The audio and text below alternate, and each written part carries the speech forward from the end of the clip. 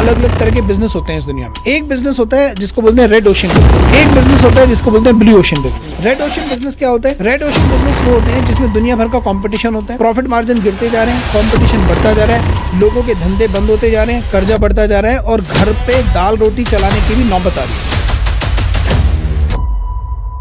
अभी का ज़माना जो है वो एआई का है। अभी लोग कहते हैं कि भाई साहब एआई की मदद से आप पैसे नहीं कमाए तो जीवन में आप कुछ भी नहीं कर पाएंगे। ऐसा बिजनेस आइडिया मैं लेकर आया हूँ, आपको ना ही मैन पावर की जरूरत है, ना ही स्पेस की जरूरत है, ना ही भी किसी भी वर्कर को ढूंढने की जरूरत है और ना ही आपको पूरे 24 घंटा उसमें दिमाग लगाने की जरूरत है। जिस बिजनेस आइडिया से आप करीब जो है साल के आप कमा पाएंगे। इंडिया में हर एक घंटे एक स्टूडेंट। प्रॉब्लम है कि पेरेंट्स को ये नहीं मालूम कि उनका बच्चा किस फील्ड का। एक ताला है और उस ताले में आप भले ही 100 चाबियां लगा लो, लेकिन वो 100 चाबियों से ताला खुलने वाला नहीं है। लेकिन वहीं अगर आपने उस ताले में सही चाबी लगा दी, वो ताला एक ही चाबी से खुल जाएगा, बस चाबी सही होनी चाहिए। कस्टमर दुनिया के किसी भी कोने में बैठ के मात्र 5 से 10 मिनट के अंदर खुद ही एआई की मदद से अपना कर लेगा। It's a world wide global phenomenon. सरकार झंझोड़ा तब हनुमान जी को जाके अपनी इनबॉर्न क्वालिटी का रियलाइजेशन हुआ, अपने पोटेंशियल का एहसास उन्हें हुआ और उसके बाद जो उड़ान उन्होंने भरी वो उड़ान पूरी दुनिया ने देखी। को most innovative business in India की कैटेगरी में अवार्ड मिला है। दूसरी तरफ होता है blue ocean business. Blue ocean business क्या होता है? ब्लू ओशन बिजनेस होता है कि जिसमें कोई कंपटीशन नहीं, कोई मारामारी नहीं है, राइट? और दुनिया भर के कस्टमर्स अवेलेबल हैं, प्रॉफिट मार्जिन बहुत हाई है, डिमांड बहुत हाई है और ऐसे बिजनेस को ब्लू ओशन बिजनेस बोला जाता है। और ऐसे बिजनेस में लोग अपने प्रोडक्ट और अपनी सर्विसेज की वजह से दूसरों की लाइफ में वैल्यू ऐड तो करते ही करते हैं, लेकिन साथ साथ बहुत अच्छा खासा मुनाफा भी कमाते हैं।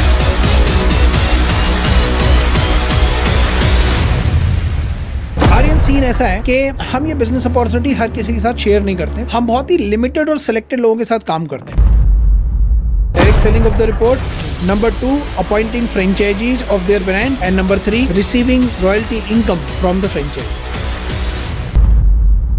पोटेंशियल अनलिमिटेड है आर्यन। अच्छा। क्यों अनलिमिटेड है? क्योंकि एक तो ये एजुकेशन इंडस्ट्री से जुड़ा हुआ बिजनेस है, कभी खत्म नहीं होगा। बच्चों से जुड़ा हुआ बिजनेस है जो कभी खत्म नहीं होगा। हर मिनट हर सेकंड हमारे देश में पैदा होता है। मतलब बच्चे हमारे देश में नहीं होंगे तो कहाँ होंगे यार? सबसे ज्यादा पॉपुलेटेड कंट्री आज की डेट में हमारा देश ही है पूरी दुनिया में। तो इस बिजनेस का पोटेंशियल अनलिमिटेड है। शुरू के 10 लोगों के लिए, सिर्फ 10, अच्छा है ना, आने वाले शुरू के 10 लोगों के लिए पूरा का पूरा जो सॉफ्टवेयर है जो कि 5,55,555 रुपए का है जी, वो पूरी तरह से 100% फ्री। स्पीचलेस। आपको अलग अलग तरह से लीड्स हम प्रोवाइड करेंगे रिपोर्ट्स के लिए, तो पैसा बाय डिफॉल्ट आएगा, इतना आएगा छप्पर फाड़ के बरसेगा, आप संभाल भी नहीं पाओगे। मिनिमम से मिनिमम 2.5 से 3 लाख कहीं नहीं, कितना कर लेते हो आप? मिनिमम से मिनिमम। नमस्ते, प्रणाम, कैसे हैं आप लोग? स्वागत करते हैं एक नए पॉडकास्ट में। आज जो है पॉडकास्ट बहुत यूनिक होने वाला है क्योंकि एक ऐसा बिजनेस आइडिया मैं लेकर आया हूं जिस बिजनेस आइडिया से आप करीब जो है 1 करोड़ साल के आप कमा पाएंगे। और ये जो बिजनेस है ना भाई साहब, ये मार्केट में बिल्कुल ही नया और कोई कंपटीशन वाला बिजनेस नहीं है। बिल्कुल एआई बेस्ड है, यानी कि आपको ना ही मैन पावर की ज़रूरत है, ना ही स्पेस की ज़रूरत है, ना ही भी किसी भी वर्कर को ढूंढने की ज़रूरत है और ना ही आपको पूरे 24 घंटा उसमें दिमाग लगाने की ज़रूरत है। आप कहीं भी रहेंगे, ये बिजनेस जो आइडिया जो है आपको कमा के भी देगा। तो इनके फाउंडर जो है हमारे साथ मौजूद हैं, इनसे बातचीत करेंगे और पूरे पॉडकास्ट में जो है अगर आप शुरू से अंत तक देखते हैं तो इस बिजनेस आइडिया को समझकर आपका जो है लाइफ बदलने वाला है। सबसे पहले डॉक्टर संजय गौतम सर हैं, इनसे बातचीत करेंगे क्योंकि इस नए इनोवेटिव आइडिया का जो है फाउंडर सर हैं। स्वागत है सर, कैसे हैं? बहुत बढ़िया, thank you very much Aryan, thank you. बिल्कुल। और सर जो है इस बिजनेस आइडिया को आपको बताएं उससे पहले सर के बारे में थोड़ा सा ब्रीफ कर लेते हैं। Thank you very much Aryan, thanks a lot for inviting me to your show. मेरा नाम डॉक्टर संजय गौतम है और मैंने काउंसलिंग साइकोलॉजी में अपनी पीएचडी कंप्लीट करी है और मैं पिछले करीब 15 साल से ब्रेन, माइंड और साइकोलॉजी के फील्ड में ही काम कर रहा हूँ। अच्छा, राइट। और करीब सालों का रिसर्च और सालों की स्टडीज़ के बाद हमने मार्केट में कुछ चैलेंजेस देखे और उन चैलेंजेस को, उन प्रॉब्लम को सॉल्व करने के लिए हमने कुछ टेक्नोलॉजी, कुछ ऐसे इनोवेशन किए हैं जो हमारे देश में एक रेवोल्यूशन ला सकते हैं, एजुकेशन इंडस्ट्री में रेवोल्यूशन ला सकते हैं, और आपके माध्यम से और बाकी तमाम लोगों के माध्यम से हम इस इनोवेशन को, हम इस रेवोल्यूशन को दुनिया तक पहुंचाने की कोशिश कर रहे हैं। बिल्कुल। अभी का ज़माना जो है वो एआई का है। अभी लोग कहते हैं कि भाई साहब एआई की मदद से आप पैसे नहीं कमाए तो जीवन में आप कुछ भी नहीं कर पाएंगे। अभी जो है और ये सारा टेक्नोलॉजी जो सर का है एआई बेस्ड है। तो सर मैं चाहता हूँ कि थोड़ा सा ना इस रिसर्च के ऊपर आपने इतने सालों का मेहनत रखा है, आपने बहुत सारे रिसर्च भी किए हैं, ऐसा क्या आपने देखा कि इसको रिसर्च किया? आपके साथ और ऑडियंस के साथ मैं एक रिपोर्ट शेयर करता हूँ जी। एक रिपोर्ट है गवर्नमेंट ऑफ इंडिया का, एक डिपार्टमेंट है जिसका नाम है NCRB, national crime record bureau.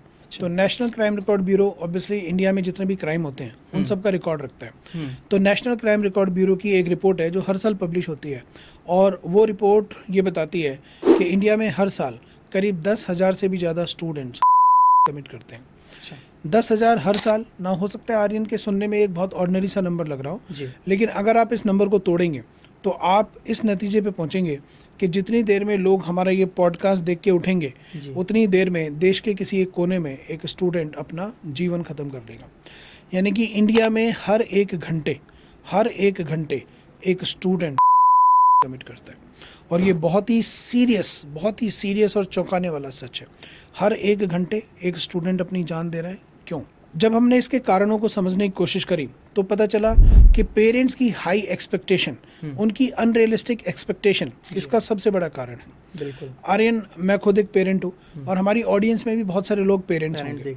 तो आज की डेट में हर पेरेंट्स अपने बच्चों से एक्स्ट्राऑर्डिनरी सक्सेस की उम्मीद करता है। हर पेरेंट्स ये चाहता है कि उनका बच्चा लाइफ में कोई ना कोई बड़ी कामयाबी हासिल करे। हाँ, सरकारी नौकरी भी बहुत ज़्यादा लोग प्रीफर करते हैं। एब्सोल्युटली।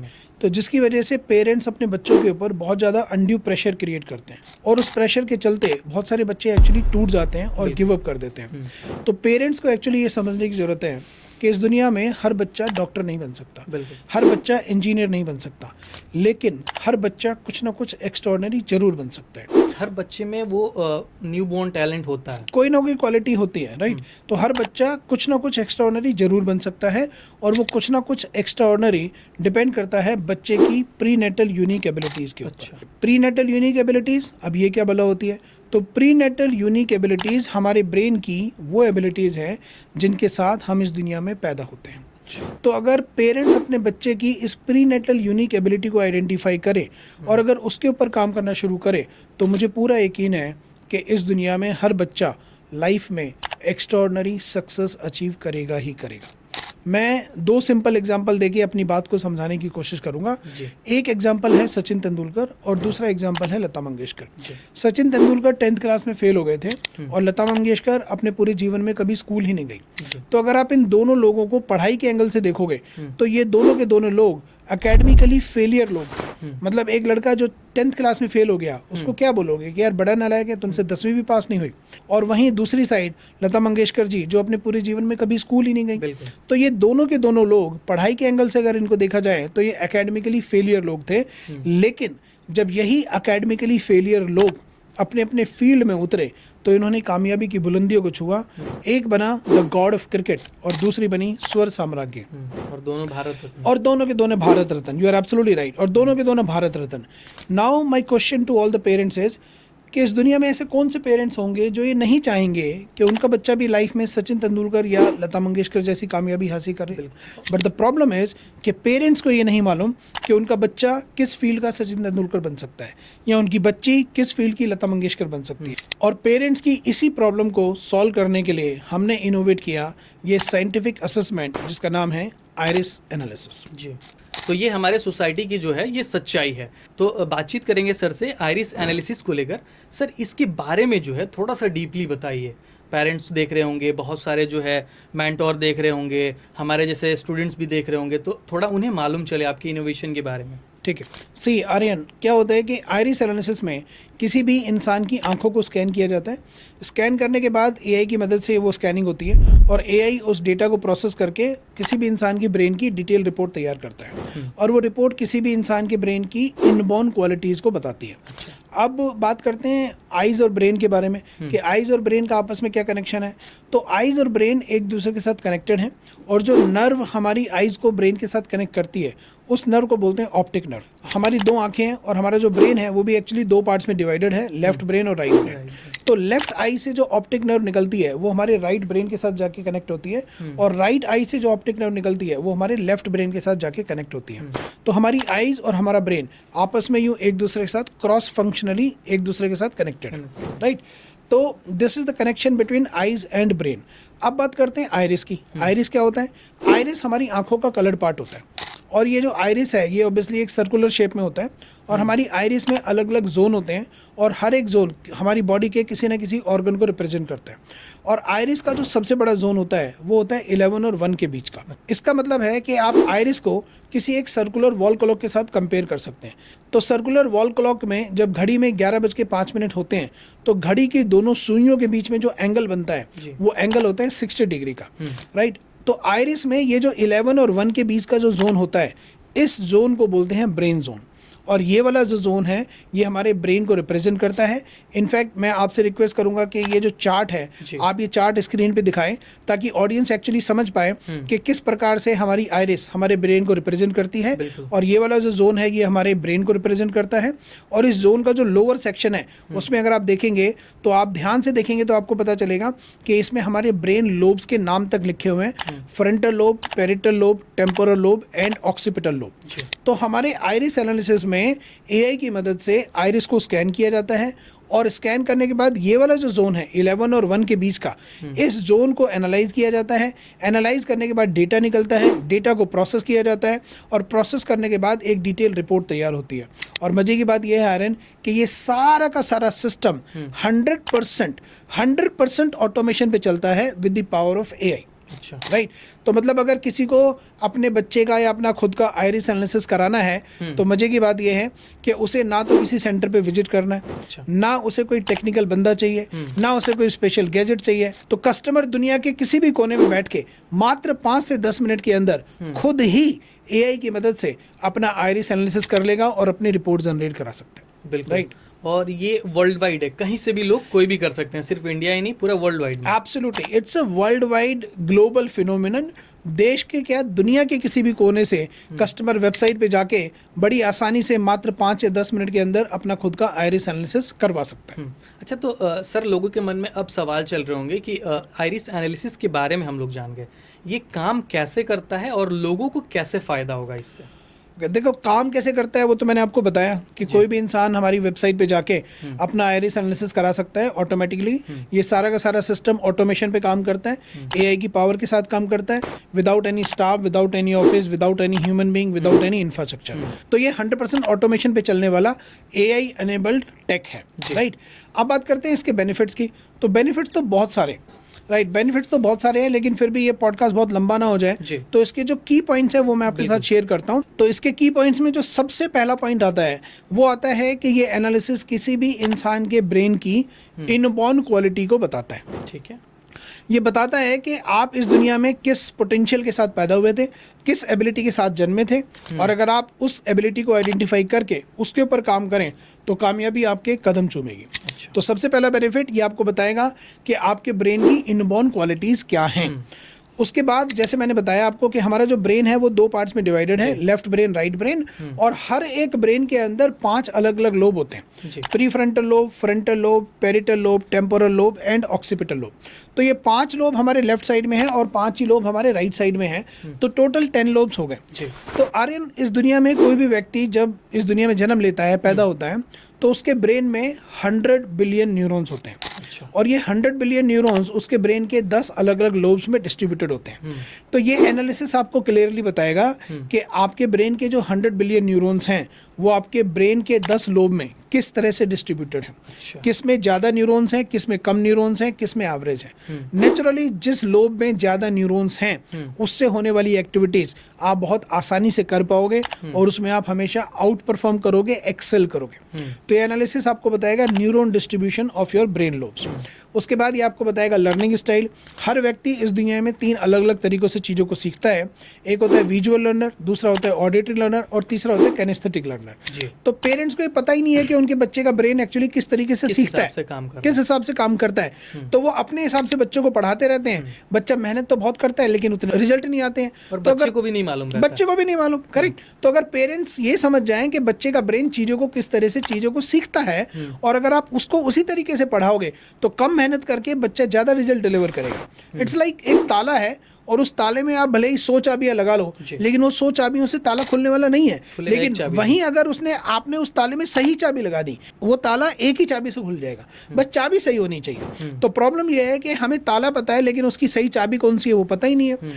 तो पेरेंट्स को ये बताएगा कि आपके बच्चे का बेस्ट लर्निंग स्टाइल क्या है, ताकि आप उसे उसी तरीके से पढ़ा सके और कम मेहनत करके बच्चा ज़्यादा चीज़ें ग्रास्प कर सके और अच्छे रिजल्ट डिलीवर कर सके। उसके बाद ये बताएगा साइंस, कॉमर्स या ह्यूमैनिटीज़ में से कौन सी स्ट्रीम आपके बच्चे के ब्रेन के हिसाब से सबसे ज़्यादा सूटेबल है, कौन कौन से करियर उसके लिए सूटेबल है, कौन कौन से कॉर्पोरेट फील्ड्स हैं जिसमें वो अपना करियर बना सकता है। तो इस तरह से एक पूरी डिटेल रिपोर्ट, डिटेल एनालिसिस आता है। 60 पेज का ये एनालिसिस होता है जो आपके ब्रेन से जुड़ी हुई हर एक चीज़ें, हर एक क्वालिटी, हर एक स्ट्रेंथ, हर एक वीकनेस आपके सामने रख देता है। तो ये है आइरिस एनालिसिस से होने एज लिमिट भी है सर? कोई एज लिमिट नहीं है, क्योंकि आंखें तो सभी की होती हैं, आंखें सभी की होती है, आइरिस सभी की होती है। तो 0 से लेकर 100 तक कोई भी व्यक्ति इस एनालिसिस को करा सकता है। इसमें कोई लिमिटेशन नहीं है। बिल्कुल राइट, कोई भी करा सकता है, कोई भी करा सकता है। और ये सबसे ज्यादा वर्थ है स्टूडेंट्स के लिए, हाँ, कैरियर बनाने के लिए। एब्सोल्युटली, करा तो कोई भी सकता है, करा कोई भी सकता है, इसमें कोई डाउट नहीं है। लेकिन इसका जो सबसे ज्यादा बेनिफिट होगा वो एक्चुअली 18 साल से कम उम्र के बच्चों को होगा। क्योंकि क्या है कि एक कच्ची मिट्टी है, कच्ची मिट्टी है तो आप उसे किसी भी तरह की शेप दे सकते हैं। लेकिन अगर एक बार वो मिट्टी सूख गई तो उसके बाद उसे शेप देना बहुत मुश्किल है ना। तो अगर बच्चों का एनालिसिस करेंगे तो आप शुरू से पहचान पाएंगे कि उसकी ब्रेन की क्या स्ट्रेंथ है, क्या वीकनेस है, और आप उसी हिसाब से नर्चर कर सकते हैं उसको, राइट। और जो सर ने पहले एग्जांपल दिया उस संख्या को रिड्यूस भी किया जा सकता है। एब्सोल्युटली रिड्यूस किया जा सकता है, और ये बहुत जरूरी भी है रिड्यूस करना। I will tell you, in fact मैं आपको बताना चाहूंगा कि क्यों जरूरी है। क्यों जरूरी है किसी भी पेरेंट के लिए कि वो अपने बच्चे की इनबॉर्न क्वालिटी और उसके इनबॉर्न पोटेंशियल को आइडेंटिफाई करे। और ये बात मैं बताना चाहूंगा एक बड़ी इंटरेस्टिंग स्टोरी से, right. Allow me to share one interesting story. Okay, story आती है रामायण से, और ऐसा एपिसोड जो लगभग सभी को मालूम है। रामायण में आपको पता है एक सीन था जहाँ पे हनुमान जी अपने साथियों के साथ सीता मैया की खोज करने निकले, और खोजते खोजते वो एक विशाल समुद्र के सामने पहुंच गए। और अब विशाल समुद्र के सामने बैठे हैं सब लोग, हताश होकर बैठे हैं, हनुमान जी भी हताश होकर बैठे हैं कि यार इस समुद्र को अब कौन पार करेगा और कैसे पार करेगा। हालांकि हनुमान जी के अंदर उड़ने की शक्ति थी, लेकिन उन्हें खुद अपनी इस शक्ति का रियलाइजेशन नहीं था, अपनी शक्ति का एहसास नहीं था। वहीं उस ग्रुप में एक बहुत ही समझदार रीछ थे जिनका नाम था जामवंत। जामवंत जी को हनुमान जी की इस शक्ति का एहसास था। तो जामवंत जी ने जाके हनुमान जी को झंझोड़ा और उन्हें याद दिलाया कि जागो पवन पुत्र, तुम उड़ सकते हो। जागो पवन पुत्र, अपने अंदर की शक्तियों को पहचानो, अपनी इनबॉर्न क्वालिटी को पहचानो, अपने पोटेंशियल को पहचानो, उस शक्ति को पहचानो जिसके साथ आप इस दुनिया में पैदा हुए थे। और जब जामवंत जी ने हनुमान जी को इस प्रकार झंझोड़ा, तब हनुमान जी को जाके अपनी इनबॉर्न क्वालिटी का रियलाइजेशन हुआ, अपने पोटेंशियल का एहसास उन्हें हुआ, और उसके बाद जो उड़ान उन्होंने भरी वो उड़ान पूरी दुनिया ने देखी। Correct.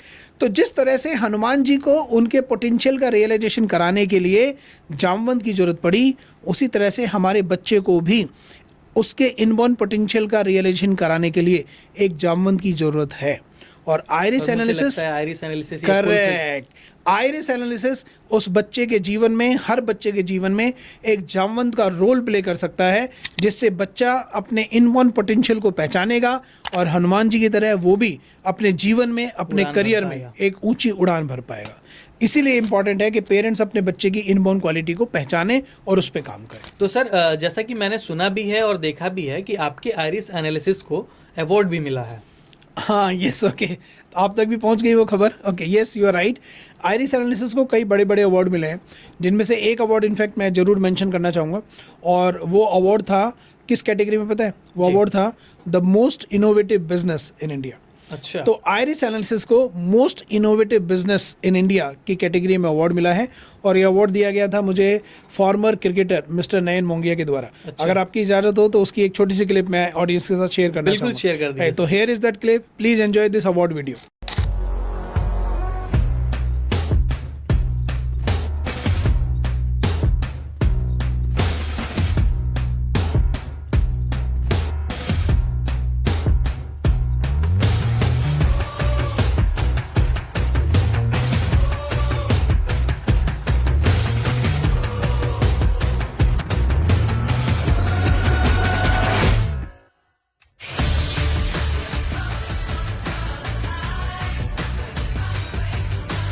Most innovative business iris analysis technology. Dr. Sanjay Gautam. Dr. Sanjay Gautam Award for the most innovative business iris analysis technology.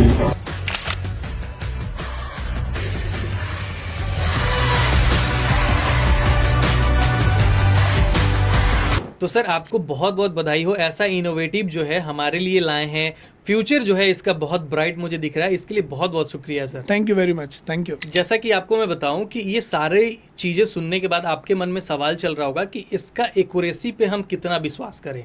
तो सर से बातचीत हमारी जब हुई थी तो सर ने ये सारी चीज़ें मुझे बताया था। तो मैंने पूछा कि सर क्या वाकई में ये सच हो सकता है कि हम जान पाएंगे? तो सर ने पहले बोला कि आपका ही पहले मैं रिपोर्ट बना के देता हूँ, आप पहले खुद ही देखिए, खुद ही समझिए, उसके बाद जो है अगले दिन किसी दिन पॉडकास्ट को शूट कर लेंगे।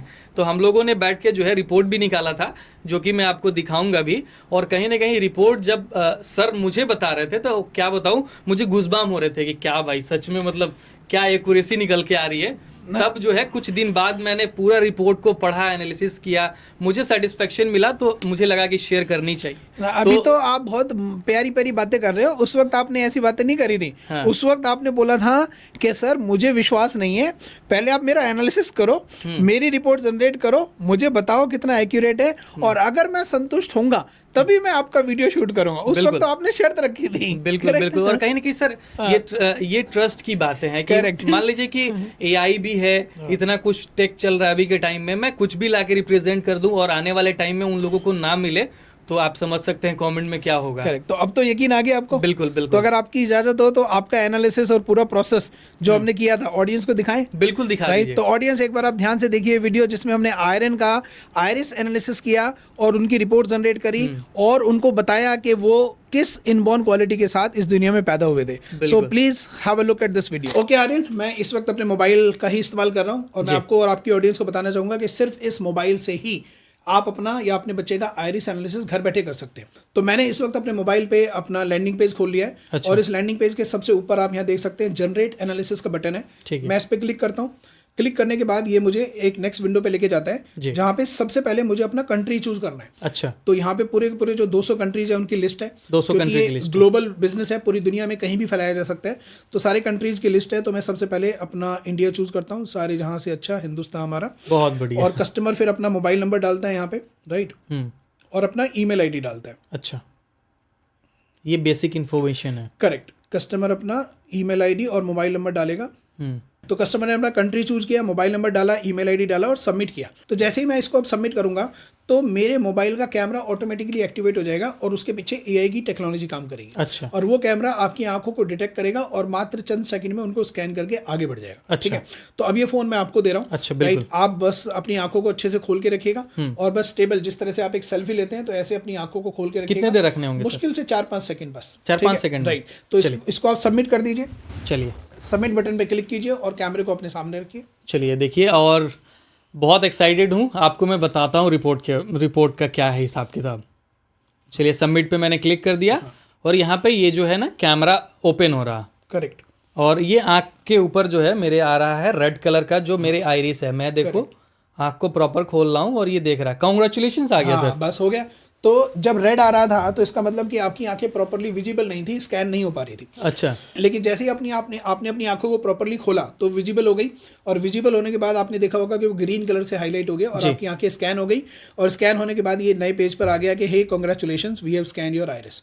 अब उसके बाद अगला बटन है नेक्स्ट का। मैंने इस पर क्लिक किया।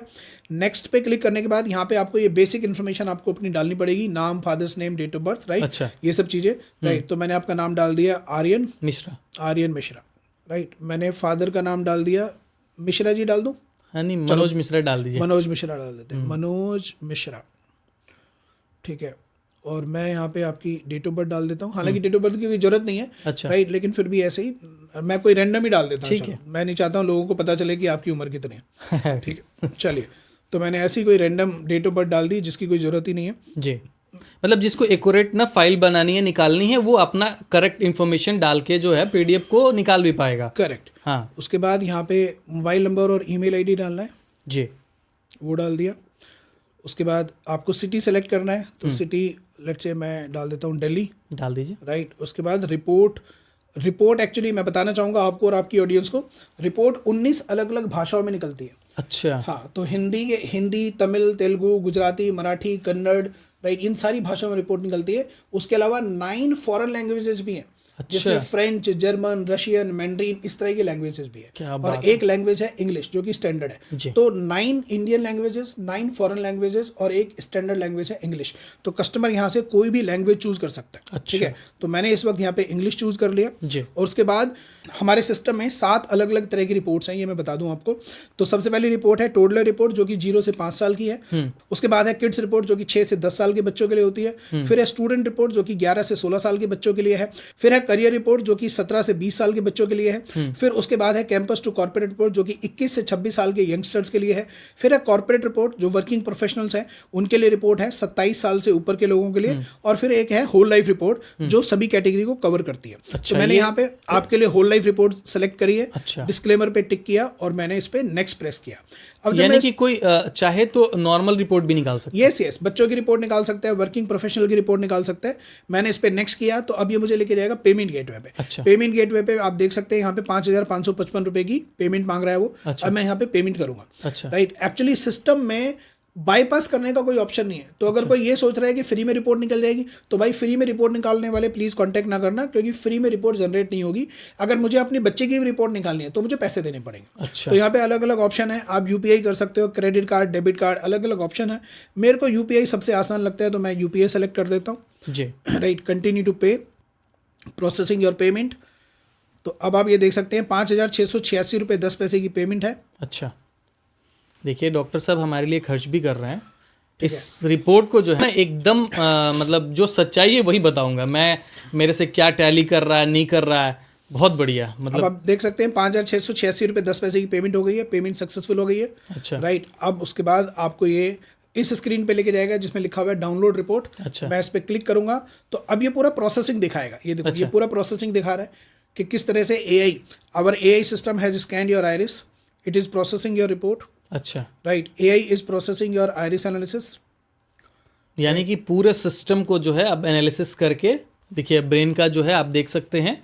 बहुत बढ़िया। It will not take too long. हाँ, एआई इज इन एक्शन। बहुत बढ़िया। और ये चीज़ें जो है, और यहाँ पे मतलब अलग अलग प्रकार के आपको दिखेगा, प्रोसेसिंग दिखाई देगी। हाँ, आपको बहुत बढ़िया। अब ये ऑटोमेटिकली यहाँ पे करीब करीब 5 से 6 मिनट का समय लगता है। तो 5 से 6 मिनट के अंदर ऑटोमेटिकली ये प्रोसेसिंग कंप्लीट हो जाती है और रिपोर्ट आपकी मोबाइल में डाउनलोड हो जाएगी और उसकी एक कॉपी आपकी मेल आईडी पे भी चली जाएगी ऑटोमेटिक। अच्छा, जो मेल आपने डाला था। करेक्ट है ना। बहुत बढ़िया। तो 2 कॉपीज निकलती हैं, एक मोबाइल में या लैपटॉप पे डाउनलोड हो जाती है जो भी डिवाइस आप यूज कर रहे हैं, और दूसरी कॉपी आपके मेल आईडी पे चली जाती है। तो इस तरह से पूरा का पूरा प्रोसेस कंप्लीट होता है। ठीक है, तो आर्यन ये आपकी पूरी की पूरी आइरिस एनालिसिस की रिपोर्ट आ चुकी है इस वक्त। मेरे मोबाइल पे उसकी एक कॉपी है। राइट, तो देखते हैं क्या निकल के आता है इसमें। बिल्कुल सर, बहुत एक्साइटेड है। चलो लेट्स सी। ये पूरा इंडेक्स पेज खोल दिया है मैंने, कस्टमर डिटेल। यहाँ पे आपका नाम Aryan Mishra, father's name Manoj Mishra, right, और बाकी डिटेल्स हैं जी। तो ये रिपोर्ट आपकी अभी भी निकली है। और शुरू करते हैं आपके ब्रेन की पर्सनैलिटी से। आपकी जो पर्सनैलिटी है और उस पर्सनैलिटी की जो स्ट्रेंथ है वो बताता हूँ मैं आपको। अंदर से लगता है ना सर, अलग प्रकार का वाइब आने वाला है। मतलब क्यूरियोसिटी जो है आदमी का, भाई क्या पता चलने वाला है। सच में अंदर से लग रहा है कि गूज़बम्प की तरह कुछ क्यूरियोसिटी रहती है ना कि क्या निकल के आया है। ठीक है, तो शुरू करते हैं आपकी रिपोर्ट की पर्सनैलिटी से। और ये है रिपोर्ट का पेज नंबर 12। अच्छा, पेज नंबर 12, पेज का नाम है पर्सनैलिटी स्ट्रेंथ। आपकी पर्सनैलिटी की स्ट्रेंथ बता रही है।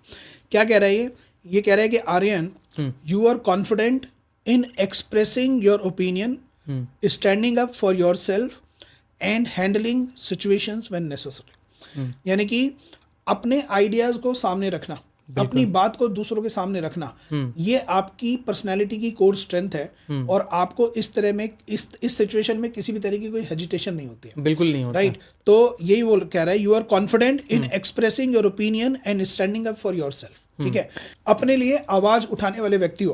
आपके साथ अगर कोई अन्याय हो जाए, भले ही वो अन्याय 1 रुपए का ही क्यों ना हो, लेकिन आप उस 1 रुपए को पाने के लिए और 10 रुपए खर्च करने वाले व्यक्ति हो। क्यों? क्योंकि बात यहाँ आपके लिए वो पैसे की नहीं है, बात है कि यार ये इनजस्टिस है और आप इनजस्टिस बर्दाश्त नहीं करोगे। बिल्कुल सही बात है सर। राइट। उसके अलावा ये बोल रोड रहा पे है, चलते हुए भी मैं देख लेता हूँ कि गलत हो रही है तो रुक के वो उसको पहले ठीक करता हूँ। करेक्ट, तो वही लिखा है इसमें, है ना। You are motivated and goal oriented, constantly striving for success in various aspect of your life. इसका मतलब क्या है कि आपके लिए सबसे बड़ा मोटिवेशन आता है गोल से। जब आप अपना गोल अचीव करते हैं तो वो आपके लिए सबसे बड़ा मोटिवेशन है। और आप हमेशा, जो अभी हम बात कर रहे थे ना, हंगर, तो आपके अंदर एक हंगर है, एक भूख है सक्सेस के लिए। और सक्सेस किस चीज में? सक्सेस सिर्फ एक चीज में नहीं, success in various aspects of life. यानी कि आपके लिए हेल्थ भी एक सक्सेस है, आपके लिए वेल्थ भी एक सक्सेस है, आपके लिए फैमिली भी एक सक्सेस है, आपके लिए स्पिरिचुअलिटी भी एक सक्सेस है, मेडिटेशन भी एक सक्सेस है। तो यानी कि आपको लाइफ के हर एक एरिया में सक्सेस पाने की चाहत रहती है। एक बैलेंस्ड अप्रोच लेके चलने की आप कोशिश करते हो। ऐसा नहीं देखते हो कि भाई यार बस पैसा कमा लिया हो गया सब कुछ, नहीं, ऐसा तो है भी नहीं। राइट। तो you always strive for the success in various aspect of your life. ठीक है, तो ये आपकी पर्सनैलिटी की एक और क्वालिटी है। तीसरी है, you have a natural inclination towards logical reasoning, problem solving and critical analysis. भाई साहब, मतलब इसका मतलब ये है कि आपका जो थॉट प्रोसेस है ना वो बहुत लॉजिकल है। इनफैक्ट अगर आपको कोई ऐसा व्यक्ति टकरा जाए जो थोड़ा लो आईक्यू का है, जो मंदबुद्धि बातें कर रहा है, आपको उसकी बातों से इरिटेशन होने लगती है, गुस्सा आना शुरू हो हाँ, लगता है बेहुदा बातें कर रहा है ना, कि यार ये क्या इलॉजिकल बेसलेस बातें कर रहा है। तो इनफैक्ट वो है ना आपका ट्रिगर पॉइंट भी है, उससे आपको गुस्सा भी आ जाता है कि यार तुम निकल जाओ बस यहाँ से, तो क्या बेवकूफी वाली बातें कर रहे हो। ठीक है, उसके अलावा घर में भी सर होता है ना ऐसे, कोई बातें करने बैठ जाता है, बोलता यार खाना पीना अपना है, बातें तुम दूसरे लोगों की करते हो। एब्सोल्युटली, पैसा मेरा खर्च होता है, बात करोगे दूसरे की, मुझे नहीं सुनना, मैं निकलता हूँ, तुम लोग ही बात करो। मतलब ऐसा होता ही होता है। आप ऐसे डिस्कशन में पार्टिसिपेट ही नहीं करोगे, इरिटेट हो जाओगे, अवॉइड करोगे इस तरह के लोगों से मिलना भी। ठीक है, साथ साथ ये भी बता रहा है, you may have a creative flair appreciating and engaging in various form of artistic expression। इसका मतलब क्या है, आप किसी भी चीज़ को अगर करोगे ना तो आप हमेशा ये सोचते हो कि मैं इस चीज़ को किस तरीके से डिफरेंटली कर सकता हूँ। मतलब आपका जो ब्रेन है ना वो थोड़ा आर्टिस्टिक भी है। आर्टिस्टिक का क्या मतलब है? आर्टिस्ट का मतलब ये ड्राइंग, पेंटिंग, ये सब नहीं है, ये तो आर्टिस्टिक एक्ट है। एक होती है आर्टिस्टिक थिंकिंग। आर्टिस्टिक थिंकिंग होती है कि ऑर्डिनरी काम को एक्स्ट्राऑर्डिनरी तरीके से प्रेजेंट कैसे करें, कोई ऐसा काम करना जो आज तक या तो कभी किसी ने किया नहीं है, और अगर किया है तो उसी काम को आप अलग तरीके से, बेहतर तरीके से कैसे कर सको, ये आपके ब्रेन की थॉट प्रोसेस है। क्या बात है, बहुत बढ़िया। मतलब लग रहा है कि जैसे मेरी कोई क्वालिटी बता रहा है और बैठ के मैं सुन रहा हूँ, संतोष लग रहा है। ये सेटिस्फैक्शन जो है ना, जिसको पता चलता है खुद के बारे में, वही फील कर पाएगा। एब्सोल्युटली। तो अभी तो मैंने सिर्फ आपको बहुत ओवरव्यू दिया है, अभी और चलते हैं आपके ब्रेन का जो कोर स्ट्रेंथ है। हाँ। इस रिपोर्ट का जो सबसे इंपॉर्टेंट पेज है वो है ये पेज नंबर 17। अच्छा, इस पेज नंबर 17 का जो टाइटल है वो है न्यूरॉन डिस्ट्रीब्यूशन। अब मैंने आपकी ये रिपोर्ट का पेज नंबर 17 खोला हुआ है, न्यूरॉन डिस्ट्रीब्यूशन। इसमें जो लेफ्ट साइड वाला, ऊपर वाला पोर्शन है, लेफ्ट साइड वाला, वो आपके लेफ्ट ब्रेन के बारे में बात करता है, और जो नीचे वाला पोर्शन है वो आपके राइट ब्रेन के बारे में बात कर रहा है। अच्छा। अब इसमें जो सबसे हाईएस्ट नंबर आया है, वो सबसे हाईएस्ट नंबर आया है अपना दो अलग अलग कैटेगरीज में। एक है 13.82 बिलियन न्यूरॉन्स, जो कि लेफ्ट पेरिटल लोब को रिप्रेजेंट करता है, और दूसरा है 12.44 बिलियन न्यूरॉन्स, जो कि लेफ्ट टेम्पोरल लोब को रिप्रेजेंट करता है। अच्छा। अब ये लेफ्ट टेम्पोरल लोब क्या करता है, चलो मैं आपके लिए पढ़ के बता देता हूँ जी। Language processing, ability to play with words, sentence formation, script and dialogue writing. क्या कहना है? बहुत बढ़िया। राइट, यानी कि आपके ब्रेन की जो कोर स्ट्रेंथ है, कोर जो सबसे बड़ी दो स्ट्रेंथ है, उसमें लैंग्वेज एक बहुत ही इंपॉर्टेंट स्ट्रेंथ है। यानी कि अपनी बातों को प्रभावशाली तरीके से दूसरों के सामने रखना, सही तरह के सवाल पूछना, सेंटेंस फॉर्मेशन करना, डायलॉग लिखना, स्क्रिप्ट लिखना। राइट, और ऐसे लोग, अब इससे ऊपर वाला जो एरिया है वो है 13.82 बिलियन। 13.82 बिलियन क्या कहता है? ये कहता है fine motor skills, hand writing, art work, finger movement, hand gesture and thinking differently. यानी कि जब आप खड़े होके कहीं स्टेज पे स्पीच देते हो तो आपको कैसे खड़े होना है, हाथों का जेस्चर कैसे रखना है, हाथों की पोजीशन कैसे रखनी है। जैसे अभी भी आप जैसे बैठे हो ना, आप एक प्रोफेशनल स्पीकर की तरह बैठे हो। अच्छा। तो आपके हाथों का जेस्चर, हाथों का मूवमेंट, ये आपका बहुत ही स्ट्रांग है। मैं जानना चाहूंगा आपकी हैंड राइटिंग वगैरह कैसी थी बचपन में? बढ़िया है, कर्सिव राइटिंग लिखता हूँ मैं। कर्सिव राइटिंग नागालैंड से पढ़ा लिखा हूँ, अंग्रेजी में शुरू से लेकर लास्ट तक। क्या बात है। और मैं आपको बता दूं कि इसमें यहाँ पे देखिए स्क्रीन पे, मैं चाहूंगा कि आपके एडिटर ये वाला पेज दिखाएं, और जिस मैं लोब की बात कर रहा हूँ वो 13.82 बिलियन न्यूरॉन्स हैं, लेफ्ट पेरिटल लोब है, और उसकी जो की पॉइंट्स है उसमें लिखा हुआ है, सेकंड नंबर पे लिखा हुआ है हैंड राइटिंग। यानी कि आपकी हैंड राइटिंग वाला जो पोर्शन है वो सबसे नंबर 1 पे है। हैंड राइटिंग हो गया, फाइन मोटर स्किल्स हो गया, आर्ट वर्क हो गया, फिंगर मूवमेंट हो गया, हैंड जेस्चर हो गए, थिंकिंग डिफरेंटली हो गया, और सेकंड वाला है आपका लैंग्वेज। यानी कि ऐसा व्यक्ति अगर बैठ जाए तो ये क्या करेगा, ऐसे व्यक्ति को भीड़ पसंद नहीं होती कभी। ऐसे व्यक्ति को अकेलापन पसंद होता है कि मैं और मेरी तन्हाई, मेरे हाथ में मेरी कलम हो और मेरे हाथ में कुछ एक डायरी हो, और उसमें बैठ के आप दुनिया भर की स्क्रिप्टिंग लिख सकते हो, पूरी की पूरी बुक लिख सकते हो, जर्नल लिख सकते हो, शेरो शायरी कर सकते हो, पोएट्री लिख सकते हो। कभी पोएट्री वगैरह का कोई शौक रहा है बचपन में आपको? नहीं, मतलब मैं सोचता हूँ, जैसे मैं अभी बैठा हूँ तो मैं सोच रहा हूँ, ओके, आगे कभी बैठा हूँ खाली तो मैं सोचते रहता हूँ अपने काम को लेकर कि इसको कैसे रिप्रेजेंट करेंगे, कैसे आगे करेंगे। मतलब मैं अपने आप को डेली सुधारने में लगा रहता हूँ। Very nice. हाँ, कि ऐसे करना है, ऐसे करना है, मतलब अपकमिंग की सारी चीज़ें। मुझे नहीं मतलब है कि यहाँ से मैं बाहर निकलूंगा तो कौन से ब्रांड है, क्या है, नहीं है। मैं मतलब फोकस्ड हूँ, मतलब निकलूंगा तो ये कर लूंगा, यहाँ से ये ऐसे बना दूंगा, वीडियो ऐसे करूंगा। मतलब वर्क ही सिंसियर है मेरे लिए, और यही सब सोचते रहता हूँ मैं। बहुत बढ़िया। लिखता कम हूँ, सोचता ज़्यादा, क्योंकि आजकल क्योंकि टेक्नोलॉजी के ज़माना है तो लिखने का जो काम है, जो कल्चर है, वो धीरे धीरे खत्म होता जा रहा है। पर आपके ब्रेन की ये क्वालिटी है, जैसे आपने बोला कि कर्सिव हैंड राइटिंग भी आप लिखते थे जी, तो अगर आपकी शुरू से अभी भी लिखता हूँ तो कर्सिव में ही लिखता हूँ, यू सी। और जबकि ज़्यादातर लोगों की हैंड राइटिंग बहुत खराब होती है आज की डेट में, राइट, लेकिन आपकी हैंड राइटिंग, आपका हैंड जेस्चर और आपका लैंग्वेज के ऊपर जो कमांड है वो बहुत ही बढ़िया है। अब ऐसे लोग बहुत अच्छे स्पीकर भी हो सकते हैं, क्योंकि अगर लैंग्वेज पे कमांड है और आप स्टेज पे खड़े हो तो आप क्या डिलीवर करोगे, आप बहुत अच्छी स्पीच डिलीवर कर सकते हो। ऐसे लोग बहुत अच्छे कम्युनिकेटर बन सकते हैं, लैंग्वेज कोच बन सकते हैं, मोटिवेशन स्पीकर बन सकते हैं, जर्नलिस्ट बन सकते हैं। और सच कहूँ ना तो सर, मैंने एक बार ट्राई भी किया था अपने चैनल पे। हाँ। मैं सोचा ना कि मैं डेली कुछ मोटिवेटिंग लाइंस बोलूंगा, ताकि मैं भी फेमस हो जाऊंगा और जाके कभी कभी ना लोगों का स्पीच दूंगा। बट ये अनफॉर्चुनेटली काम से टाइम नहीं मिलता तो कर नहीं पाता हूँ। लेकिन मेरे मन में सोच है कभी जो है ऐसा करूँ कि मुझे भी 2 लोग सुने, अच्छा से सुने, ताकि जो है मेरा भी नाम लिया जाए। तो आप शुरू करो, और आप शुरू करोगे तो बहुत अच्छा करोगे, क्योंकि आपका ब्रेन आपके इस एरिया को सपोर्ट करता है। अच्छा, ठीक है। साथ ही साथ एक और एरिया जिसके बारे में बात करते हैं वो है 11.98। 11.98 ये मैं रेफर कर रहा हूँ राइट साइड में, राइट साइड में ऊपर से बॉक्स नंबर 4। 11.98 बिलियन न्यूरॉन, ये राइट टेम्पोरल लोब को रिप्रेजेंट करता है। 11.98 बिलियन न्यूरॉन्स ये राइट टेम्पोरल लोब को रिप्रेजेंट करता है। ये क्या कहता है? अंडरस्टैंडिंग साउंड, आपको साउंड की बहुत अच्छी समझ है। प्रोसेसिंग ऑडिटरी इंफॉर्मेशन, यानी कि आप एक ऑडिटरी लर्नर हो। यानी कि इसका मतलब ये समझ लो कि अगर मान लो सपोज आप एक स्टूडेंट, आप और मैं दोनों एक स्टूडेंट है, आपको एक चैप्टर पढ़ना है, तो आप मेरे को बोलेंगे कि यार एक काम करो संजय, तुम पढ़ो, मैं आंख बंद करके सुन रहा हूँ बस। और आप सिर्फ आंख बंद करके सुनोगे और आपका ब्रेन इतना पावरफुल है कि उस साउंड को प्रोसेस करके उस इंफॉर्मेशन को वो आपको अपने अंदर रख लेगा। तो ऑडिटरी ब्रेन है आपका। क्या कहना है आपका इसके बारे में? हाँ, मैं बताऊँ तो मुझे कहते हैं वहाँ, जब मैं पढ़ता था स्कूल वगैरह में, चाहे कॉलेज में भी, तो सर पढ़ा रहे हैं तो मैं बोलता था कि थोड़ा बहुत भी सुन लूंगा ना तो मैं आंसर बना लूंगा। हाँ, ऑडिटरी ब्रेन है। मतलब मुझे ना बाई हार्ट करने की जरूरत है, रटता कभी आज तक मैं बताऊं आपको सर, कभी एग्जाम देने गया तो मैं रटा नहीं किस चीज़ों को।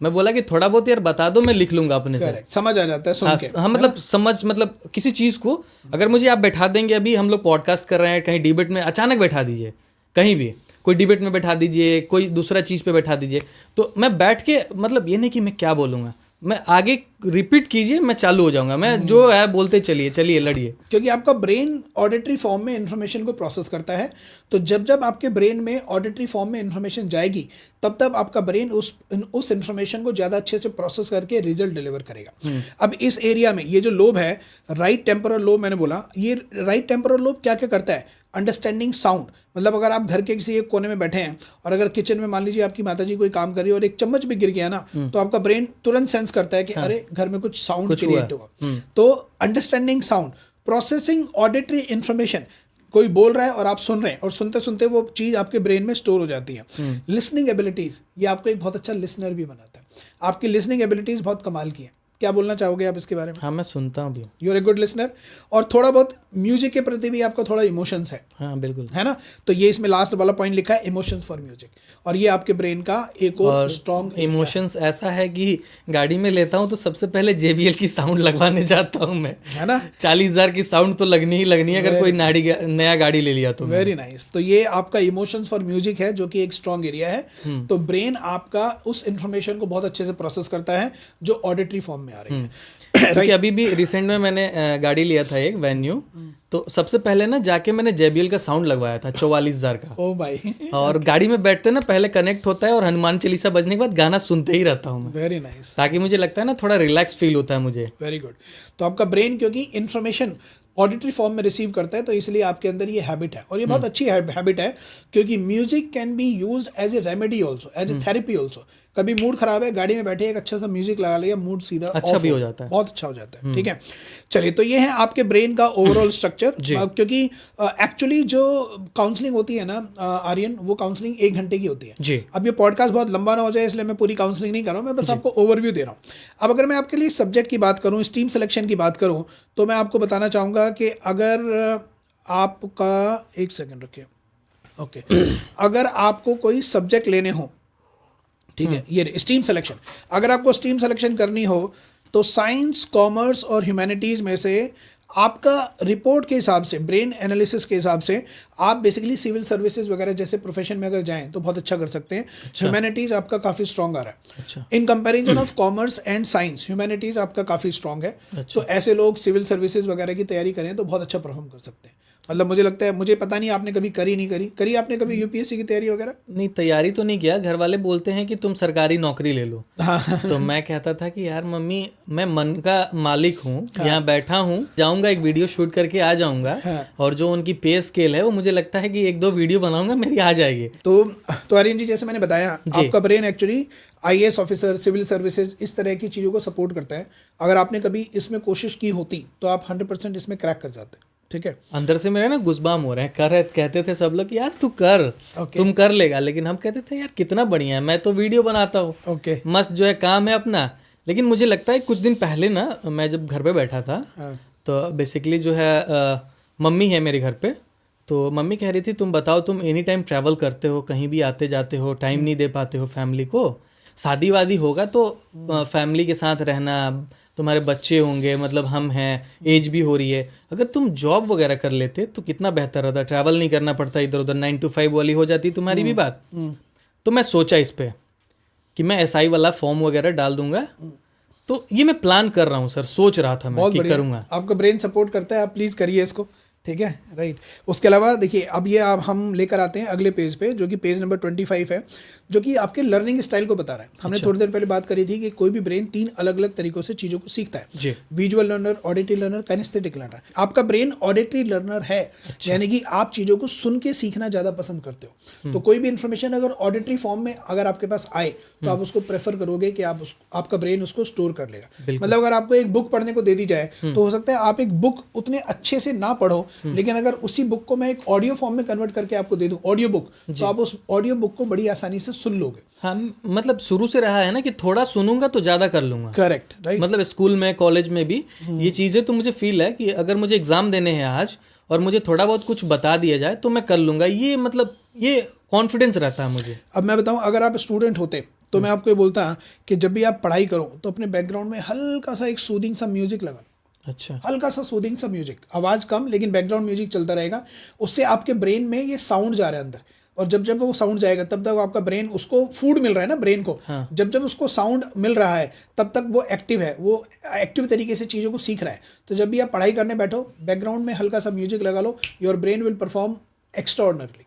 ठीक है, अब अगर यही सब सारी चीजें हैं जो एस्ट्रोलॉजर नहीं दे पाएंगे आपको, मैं बता रहा हूँ आपको, ये जो है ये साइंटिफिक चीजें हैं। Correct, right. अगर मैं आपके टॉप 10 करियर की बात करूं, राइट, टॉप 10 करियर में आपके करियर में interpreter, right, interpreter, counsellors, right, और मीडिएटर, इस तरह की चीज़ें आ रही हैं। मतलब लोगों के झगड़े हो जाएंगे तो लोग आपके पास आएंगे अप्रोच लेके कि यार आर्यन भाई, ये मेरा इसके साथ ये डिस्प्यूट हो गया, आप सुलह करवाओ। या हो सकता है आप खुद ही चले जाओ सुलह करवाने के लिए। कॉलेज में तो होता ही था, जैसे कि 2 दोस्त लड़ लिए, हाँ, तो मुझे सिर्फ मालूम लगने की देरी है, तुरंत आधे घंटे बाद एक दूसरे के साथ मिलेंगे, वैसा कर देता था मैं तो कि आप यार एक- भाई झगड़े क्यों करते हो। तो आप एक बहुत अच्छे काउंसलर, बहुत अच्छे इंटरमीडिएटर हो सकते हो। आपकी रिपोर्ट, आपका एनालिसिस ये बता रहा है कि आपके अंदर ऑलरेडी ये क्वालिटीज़ हैं कि आप एक अच्छे काउंसलर या अच्छे साइकोलॉजिस्ट बन सकते हो।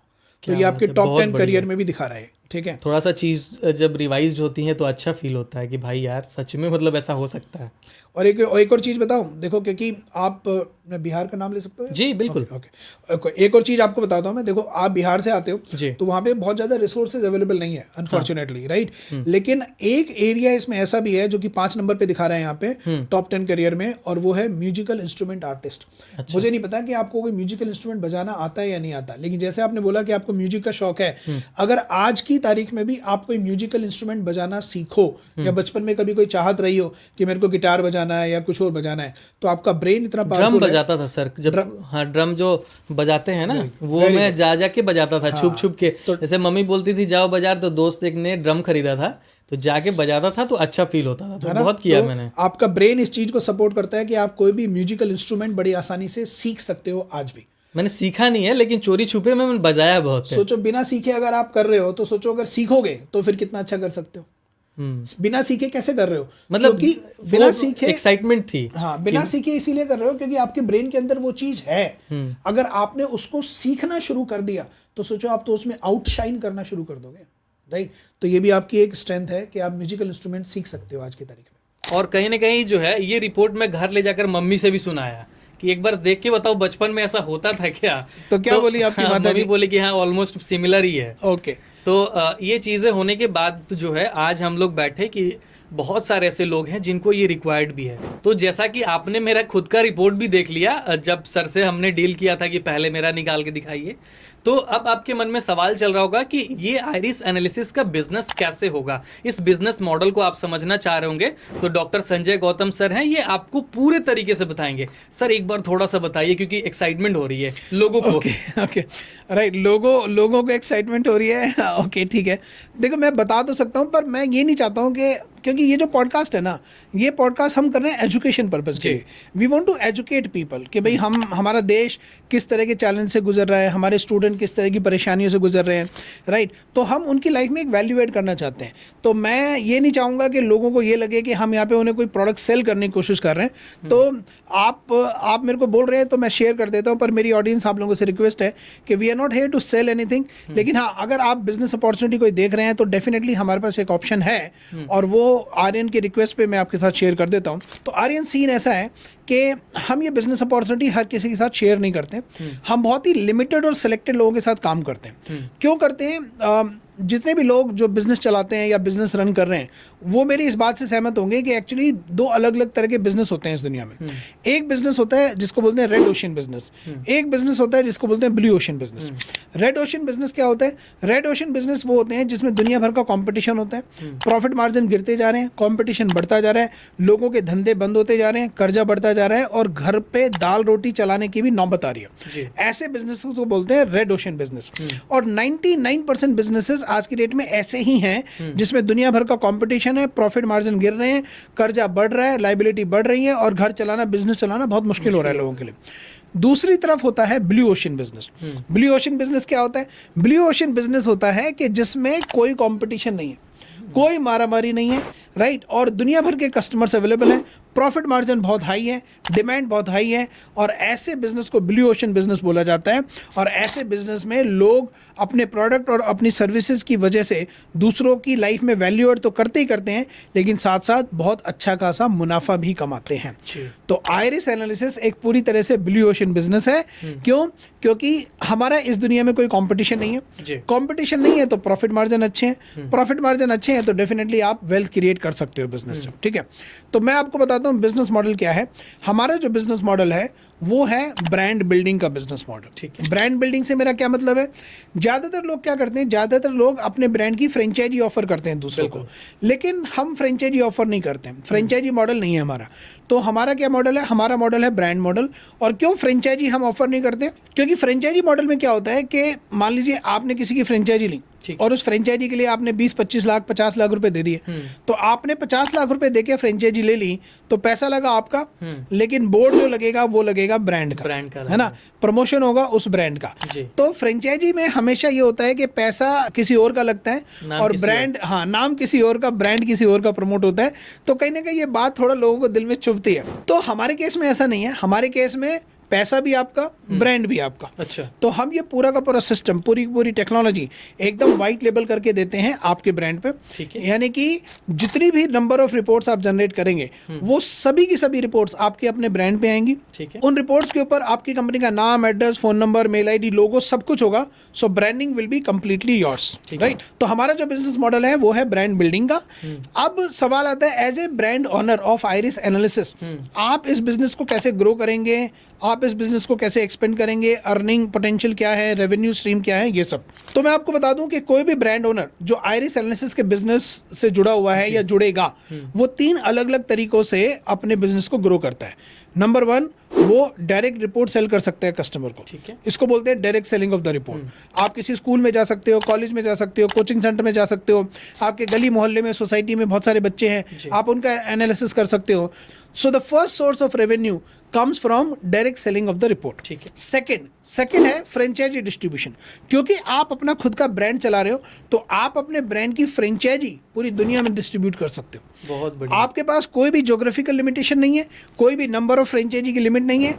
आप अपने ब्रांड की फ्रेंचाइजी दुनिया भर में बांट सकते हो, और एक फ्रेंचाइजी से मोटा मोटा आपको 2 लाख रुपए मिलते हैं, क्योंकि 2 लाख रुपए में आप अपनी फ्रेंचाइजी दूसरों को देते हो। तो सेकंड सोर्स ऑफ रेवेन्यू जो आता है वो आता है फ्रेंचाइजी डिस्ट्रीब्यूशन से, राइट। और थर्ड सोर्स ऑफ रेवेन्यू जो आता है वो आता है रॉयल्टी इनकम।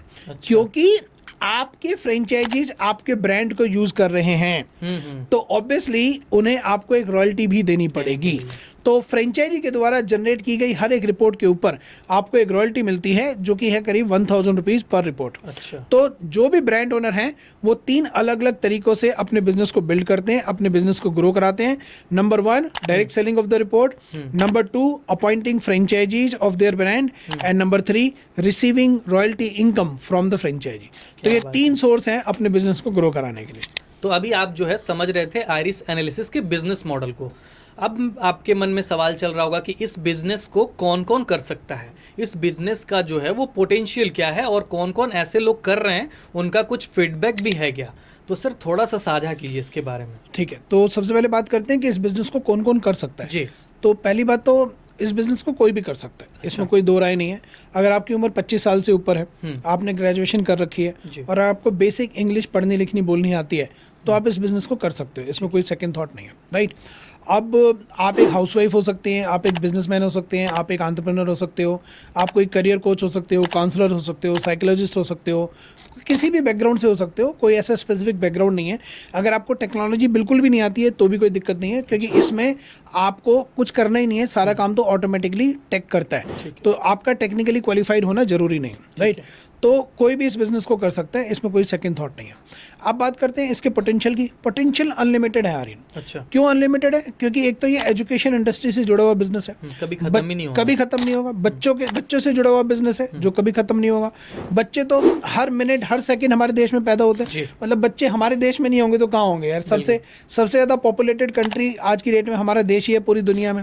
तो इस बिजनेस का पोटेंशियल अनलिमिटेड है और अनलिमिटेड ही रहेगा, क्योंकि ये बच्चों से जुड़ा हुआ बिजनेस है। अब बात करते हैं क्या अर्निंग पोटेंशियल है और जो लोग कर रहे हैं वो कैसा कर रहे हैं। तो एक काम करते हैं, मैं अपने मुंह से क्या बोलूं, अपने मुंह से बोलूंगा तो लोगों को लगेगा कि खुद ही अपने मुंह मियां मिट्ठू बन रहे हैं, तो वो सब नहीं करते हैं। तो मैं आपके साथ शेयर करता हूं एक review of one of our brand owners which is based at Noida. Vani Shukla उनका नाम है। तो आप उनका इंटरव्यू देखिए, उनका रिव्यू देखिए और अपनी ऑडियंस को दिखाइए। Let's have a look at this. चलिए, बहुत बढ़िया है। और आप जो है पहले इस फीडबैक को देखिए। तो दोस्तों, मैं अभी पहुंच चुका हूं वानी मैम के ऑफिस में, और बेसिकली आज हम जानने की कोशिश करेंगे कि वानी मैम ने इस बिजनेस में कैसे एंटर किया और उनके कुछ रिव्यूज से, उनकी कुछ वाणी सुन करके आपको बहुत ज़्यादा मोटिवेशन भी मिलने वाला है। तो बेसिकली एक छोटा सा इंट्रोडक्शन के साथ में हम अपनी बात को आगे बढ़ाते हैं। तो वानी मैम प्लीज एक छोटा सा इंट्रोडक्शन आप दे दीजिए।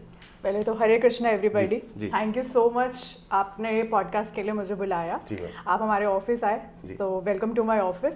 सो before starting the introduction I would like to say, मैं सबको ये मैसेज देना चाहती हूँ कि जब मैं कर सकती हूँ तो हर कोई कर सकता है। बहुत अच्छे मैम। ठीक है, स्टार्टिंग अगर हम एजुकेशन क्वालिफिकेशन से करें, so I have done BA from Indira Gandhi open university Okay. And उसके बाद शादी हुई, I am a housewife. Okay. तो मन में ये आइडिया आया सडनली, आज की कंफ्यूजन हाँ जी। सारी चीजों को देखते हुए कि लोग कंफ्यूज बहुत है अपने करियर में, हाँ। कि ये बिजनेस स्टार्ट किया जाए। ठीक So, है। उसके बाद ही मैंने ये बिजनेस स्टार्ट ओके किया।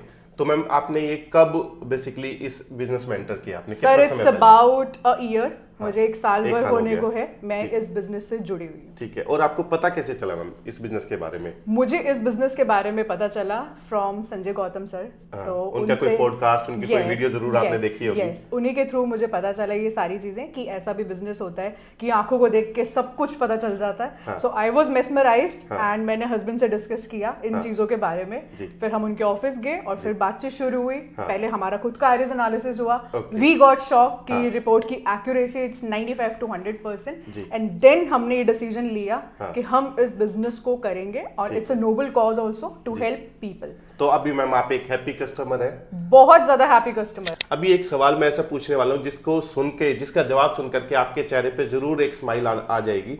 मैम इससे, इस बिजनेस से रिवेन्यू कितना जनरेट कर लेते हैं आप? That's a very good question. Actually इस बिजनेस का मंथली रेवेन्यू हाँ। अगर हम मिनिमम से स्टार्ट करें, जी। 3, हर बिजनेस का डिपेंड करता है कि आप मार्केटिंग कैसे कर रहे हैं। ट्रूली डिपेंड अपॉन योर जी। मार्केटिंग। आप कैसे अपनी ब्रांड ओनरशिप, अपने आप को कैसे आप बेच रहे हैं, क्या दिखा रहे जी। हैं। लेकिन अगर मेरे बिजनेस की आप मेरे से जुड़ी चीजों की बात करेंगे, हाँ। सो मिनिमम से मिनिमम 2.5 से 3 लाख कहीं नहीं है। इतना कर लेते हैं आप आराम से? मिनिमम से मिनिमम, मैक्सिमम तो कोई लिमिट ही नहीं क्या है, बात है। लेकिन मिनिमम सिर्फ रिपोर्ट जनरेशन प्रोसेस से हाँ। आराम से 2.5 से 3 लाख पर मंथ आराम से आता। बहुत अच्छा है मैम। तो मैम मुझे पर्सनली खुशी हो रही है इस बात को लेकर के कि हम कुछ ऐसी चीजें लोगों को बता रहे हैं ऐसे अपनी Yes. वीडियो के माध्यम से Yes. कि आप जैसे लोग उससे जुड़ते हैं और एक अच्छा बिजनेस अपना स्टार्ट करते हैं। Yes. तो वानी मैम एक सवाल और मुझे आपसे Please, पूछना है please, please. कि इस बिजनेस को करने के लिए तो कोई ऑफिस लेना जरूरी है, मैंडेटरी है, या इसको घर से भी कर सकते हैं, और क्या क्या चीज आपको चाहिए होती है इस बिजनेस को करने के लिए? घर बैठे बैठे भी कर सकते हैं, हाँ, और क्योंकि basically सारा आपको- प्रोसेस ऑटोमेशन हाँ है। जी। आप खा रहे हैं, सो रहे हैं, हाँ। कुछ भी एक्टिविटी कर रहे हैं, आपके अकाउंट में पैसा आता रहेगा। हाँ जी, और ठीक इसमें है? दो ही चीज चाहिए, एक मैम ने जो रखा है ये, और एक इसके साथ में इंटरनेट कनेक्शन। एग्जैक्टली, तो एंड पूरे द वर्ल्ड के पर्सन अंदर। शुड बी क्वालिफाइड, हाँ जी। मतलब इतना उसको समझ होनी चाहिए वो क्या बोल रहा है, कैसे बेच रहा है। Thank you so much ma'am. मुझे उम्मीद है मैम कि आपका रिव्यू सुन करके बहुत सारे वुमन को, बहुत सारे और लोगों को इंस्पिरेशन जरूर मिलेगा। Thank you so much ma'am, once again ma'am. तो अभी जो है जैसा कि आपने देखा कि एक हाउसवाइफ होकर आइरिस एनालिसिस का बिजनेस करके 2.5-3 लाख रुपए महीने के इजीली कमा पा रही हैं, तो ये अलग लेवल का चीज़ है। AI बेस्ड है, तो आपको कुछ भी नहीं करना है, वानी जी को भी कुछ भी नहीं करना पड़ता होगा, इजीली कमा रही हैं। एब्सोल्युटली। वानी एक हाउसवाइफ थी, जैसे उन्होंने जी। खुद नहीं बोला, खुद हाउसवाइफ थी, पढ़ी लिखी हैं, ग्रेजुएट हैं, हाउसवाइफ थी। कोई अपॉर्चुनिटी उनके सामने ऐसी नज़र नहीं आ रही थी कि मैं क्या करूं क्या ना करूं, क्योंकि आज की डेट में कोई भी बिजनेस कर लो, हर बिजनेस में 10-15 लाख रुपए ऐसे लग जाते हैं। जी। राइट। और वो चाहती थी कि मुझे फ्रीडम भी मिले और मैं बिजनेस भी करूं और पैसा भी कमाऊं। तो उन्हें जब आइरिस एनालिसिस के बारे में पता चला तो हमारे पास आई, हमने उनसे बात करी और उन्हें बहुत अच्छा लगा। उन्होंने अपनी खुद की रिपोर्ट निकलवाई, जैसे कि उन्होंने बोला, रिपोर्ट एकदम एक्यूरेट आई। वो बहुत इंप्रेस हो गई। उन्होंने कहा यार सर मैं भी ये बिजनेस शुरू करना चाहती हूँ। तो आज वानी जी बड़े आराम से, जैसे कि उनकी खुद की वाणी से आपने सुना जी, कि बिल्कुल। वो 2.5 से 3 लाख रुपए हर महीने कमाती हैं। तो आज से करीब 1 साल पहले वो एक हाउसवाइफ थी और आज वो एक वर्किंग प्रोफेशनल और एक एंटरप्रेन्योर है और लाखों में अपनी हर महीने की इनकम जनरेट करती है। अब यहाँ से लोगों के मन में सवाल चल रहा होगा कि वानी जी ने कितने जो है इन्वेस्टमेंट किए इस बिजनेस को करने के लिए।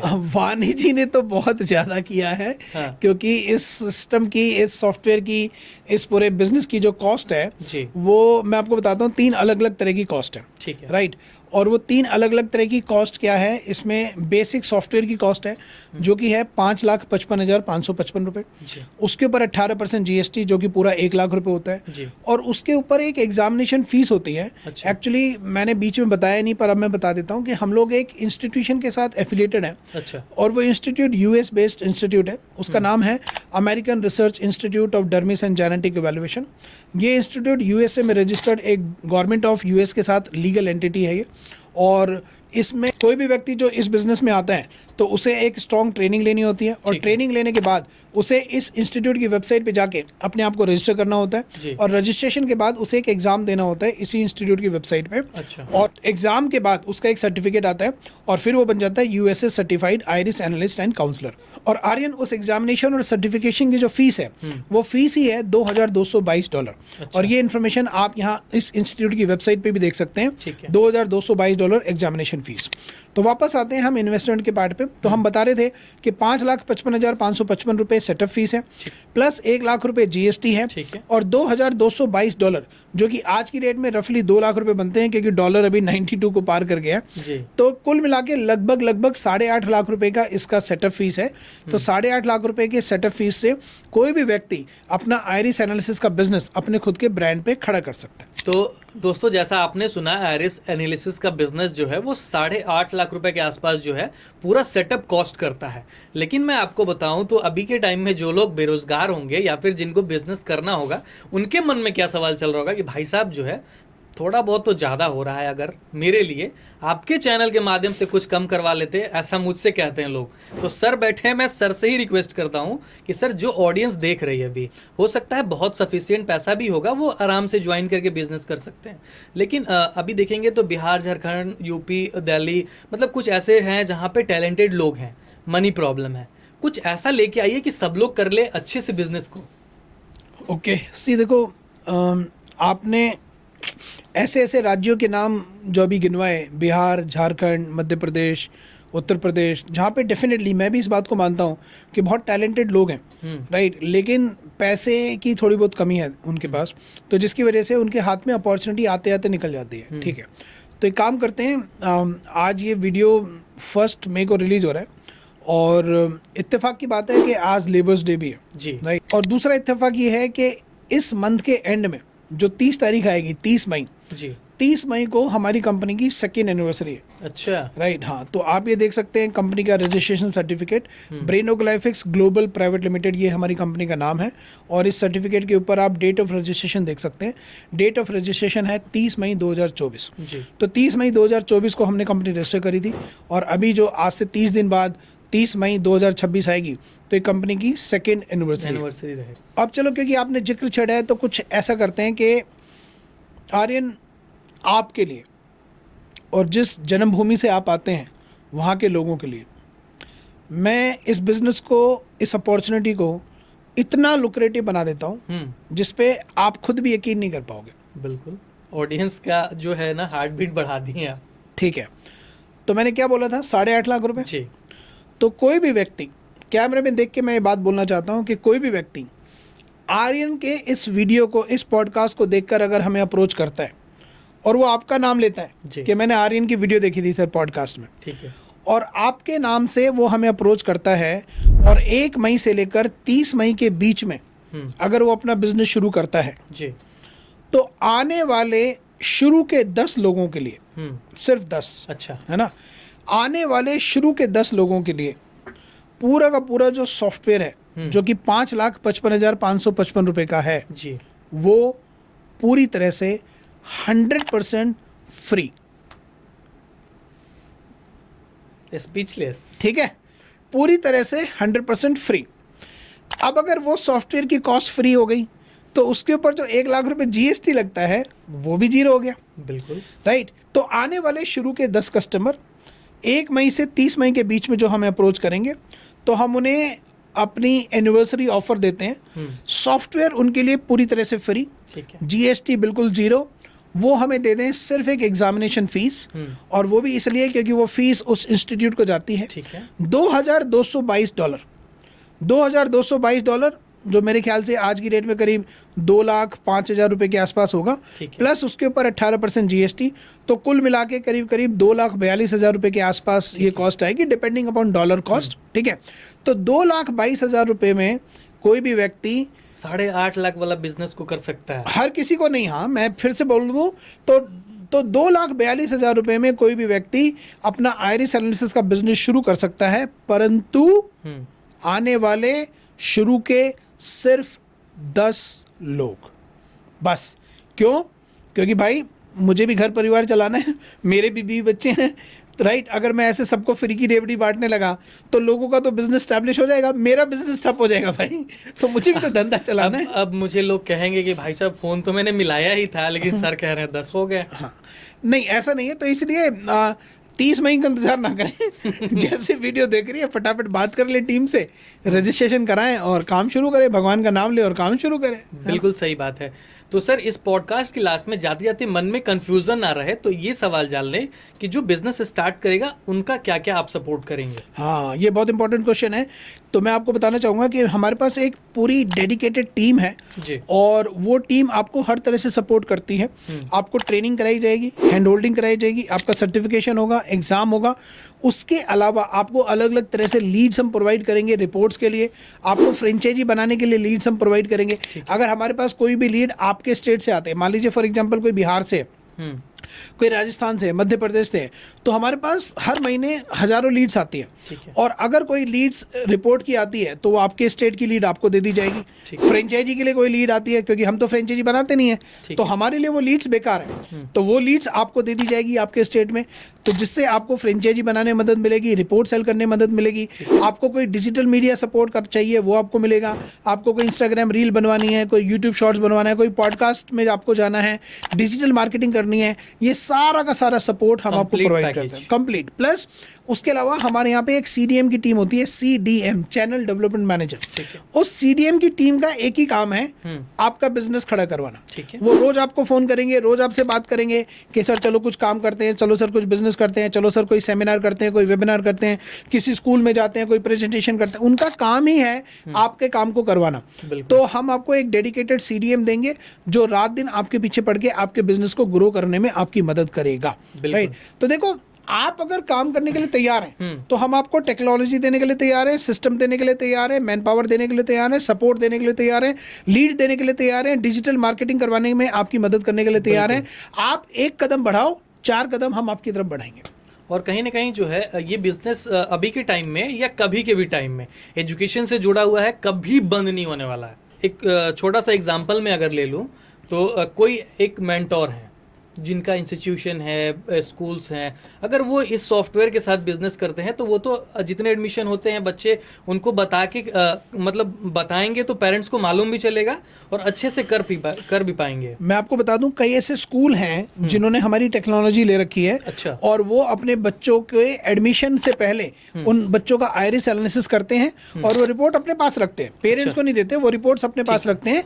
और उस रिपोर्ट में जो रिजल्ट्स निकल के आते हैं उस रिजल्ट के आधार पर बच्चे को पढ़ाते हैं कि इसको इस सब्जेक्ट को हमें ज़्यादा पढ़ाना है क्योंकि इसका ब्रेन इसमें ज़्यादा स्ट्रॉन्ग है, ये एक्स्ट्रा करिकुलर एक्टिविटीज़ में इसको डालना है और इस तरह से इसको पढ़ाना है कि वो विजुअल लर्नर है, ऑडिटरी है या कैनेस्थेटिक है। तो yes, you are right, coaching centre ही नहीं बल्कि स्कूल लेवल पर भी ये सॉफ्टवेयर, ये टेक्नोलॉजी इस्तेमाल हो सकती है और बच्चों को एनालिसिस के जो रिजल्ट हैं उसके आधार पर पढ़ाया जा सकता है, उसके आधार पर उनकी एक्स्ट्रा करिकुलर एक्टिविटी चूज की जा सकती है। So this is actually becoming a revolution in education industry. बिल्कुल। और कहीं ना कहीं जो है जो इस बिजनेस को करेगा उसकी खुद की भी अर्निंग होगी और साथ में जो है आप जो है स्टूडेंट्स को सपोर्ट भी करेंगे। सोशल वर्क है, देखो अर्निंग तो बाय डिफॉल्ट हो रही है, सही बताऊं आर्यन, पैसा तो बाय डिफॉल्ट आ रहा है, तो पैसे के पीछे भागना नहीं है, राइट। तो मैं ऑडियंस को भी बोलना चाहूंगा कि पैसे के पीछे मत भागो, वैल्यू ऐड करने के पीछे भागो कि आप दूसरों के जीवन में क्या वैल्यू ऐड कर सकते हो और इस प्रोडक्ट के माध्यम से आप पेरेंट्स के जीवन में, स्टूडेंट्स के जीवन में बहुत बड़ा वैल्यू ऐड कर सकते हो। और जब आप वो करोगे तो पैसा बाय डिफॉल्ट आएगा, इतना आएगा छप्पर फाड़ के बरसेगा, आप संभाल भी नहीं पाओगे। लेकिन नीयत साफ होनी चाहिए, नीयत ऐसी होनी चाहिए कि आप पैसे को चेज नहीं कर रहे हो, नीयत ऐसी होनी चाहिए कि आप दूसरों की लाइफ में परिवर्तन ला रहे हो, दूसरों की लाइफ में वैल्यू ऐड कर रहे हो और जब आप वो करते हो तो फिर पैसा बाय डिफॉल्ट आता है। मेरे को देख लो आप, मैंने पैसा अपना खुद का, मेरा जो इनकम था वो मैंने छोड़ दिया ना, सॉफ्टवेयर फ्री कर दिया, बस एग्जामिनेशन फीस ले रहा हूँ वो भी इसलिए जो कि थर्ड पार्टी को जा रही है। तो बस नीयत साफ होगी, 10 अच्छे लोग हमारे साथ जुड़ेंगे, वो आगे धंधा करेंगे, हम उनकी सपोर्ट करेंगे तो वो भी ग्रो करेंगे, हम भी ग्रो करेंगे। Very simple. बहुत अच्छा। और कहीं ना कहीं जैसे पॉडकास्ट के शुरू में मैंने आपको बताया था कि 1 साल में आप जो है करोड़ों कमाएंगे, उसका कोई लिमिटेशन नहीं है भाई साहब। जैसा आप मेहनत करेंगे वैसा फल आपको ज़रूर मिलेगा, बशर्ते आप जो है ये सोच के कीजिए कि हम एक रिवोल्यूशन ला रहे हैं और जो एक बच्चे 1 घंटे के अंदर ख़त्म हो लेते हैं उसको हम डिक्रीज़ कर दें। इसके लिए है ये सारा कुछ। सर ने बहुत कीमती वक्त हमारे साथ साझा किया और एक एआई जो है, जो एआई को नहीं सीखा, जो एआई को नहीं जाना और एआई के मदद से नहीं कमाया, वो समझिए कोई मतलब वाली ज़िंदगी नहीं है। तो इस पूरे पॉडकास्ट के अंदर आपने जो देखा, क्या कमियां लगी आपको कमेंट कर सकते हैं, क्या हमें सुधार किया जा सकता है वो बता सकते हैं। सर के लिए कोई सजेशन या मेरे लिए कोई सजेशन, हम लोग कमेंट को रीड भी करेंगे और आपको रिप्लाई भी करेंगे। बाकी सर आपको कुछ कहना है इन लोगों से तो कह सकते। मैं इनफैक्ट जाते जाते आप सभी को एक मैसेज ये देना चाहूँगा कि आइरिस एनालिसिस की ये जो टेक्नोलॉजी है ना, ये हमारे देश के एजुकेशन के विजन के साथ पूरी तरह से अलाइंड है। 2020 में आर्यन, आपको याद होगा, गवर्नमेंट ऑफ इंडिया ने एक पॉलिसी निकाली थी जिसको बोलते हैं national education policy. National education policy 2020 में इंट्रोड्यूस हुई। गूगल पर इसका पूरा का पूरा PDF अवेलेबल है, कोई भी उसको पढ़ सकता है जाके। National education policy, page number 5, paragraph number 2, line number 1 मैं जाते जाते ऑडियंस के साथ शेयर करना चाहूँगा और मैं चाहूँगा कि स्क्रीन पे आप ये पेज भी दिखाएं। National education policy, page number 5, paragraph number 2, line number 1 क्या कहती है? ये कहती है recognising, identifying and fostering the unique abilities of each student. यानी कि गवर्नमेंट ऑफ इंडिया खुद ये कह रही है कि हर एक स्टूडेंट की यूनिक एबिलिटी को रिकॉग्नाइज करो, आइडेंटिफाई करो और उसको फोस्टर करो, यानी कि उसको नर्चर करो। बट कैसे, इसका कोई सोल्यूशन नहीं है और इसका सोल्यूशन है आइरिस एनालिसिस।